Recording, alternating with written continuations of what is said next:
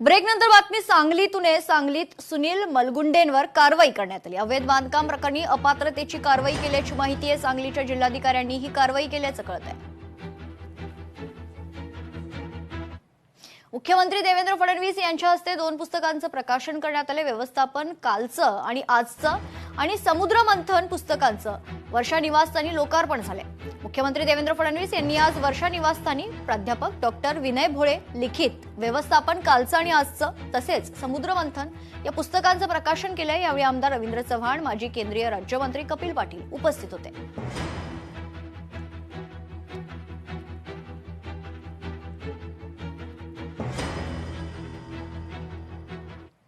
Thane hoarding दुर्घटना प्रकरणात अनधिकृत होर्डिंग्स हटवण्याचे आदेश देण्यात आले. स्ट्रक्चरल ऑडिट करण्याचे देखील आदेश दिल्याची माहिती आहे.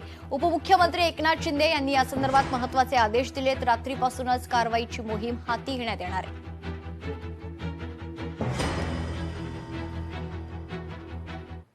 सिंघानिया शाळेच्या सहलीवरून नवीन वाद निर्माण झालाय. विद्यार्थ्यांना विषबाधेचा उपमहापौरांचा आरोप आहे. शाळेत धडक देत प्रशासनाला जाब विचारण्यात आल्या, मात्र शाळा प्रशासनाने सर्व आरोप फेटाळले.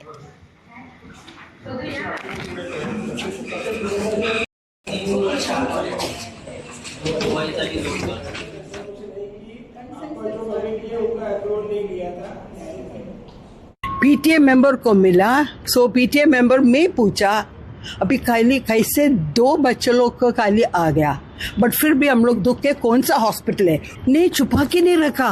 हम लोग को नहीं मालूम था कौन सा हॉस्पिटल में.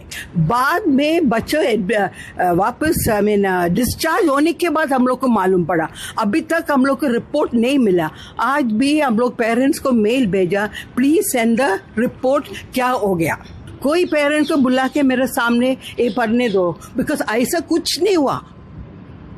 एंड फिर भी एम्फेसाइज करते हैं 204 बच्चे लोग गया, 202 बच्चे लोग फ्रायडे प्रेझेंट था. पेरेंट्सच्या ग्रुपवरती स्वतःची चूक कबूल केलेली आहे. त्यांनी सांगितलेलं की हे घडलेलं आहे, पण आम्हाला लेट कळालं. आम्ही ज्या अधिकाऱ्याला दिलेलं आम्ही काम, ज्या संस्थेला त्याची चौकशी करणार, जिथे फूड आले त्यांच्यावर आम्ही कारवाई करू असं त्यांनी गेलेलं आहे आणि दिलगिरी व्यक्त केलेली आहे पेरेंट्स लोकांची. पण माझं म्हणणं, तेवढी दिलगिरी व्यक्त करून हे योग्य नाही आहे, कारण भविष्यात पुढे असे कुठल्या घटना घडू नयेत.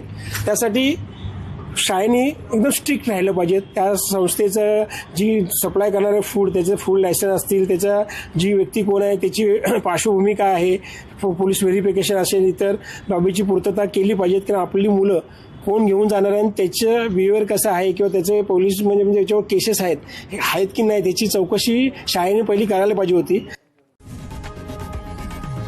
लोकशाही मराठी ऐका, पहा, जागरूक रहा.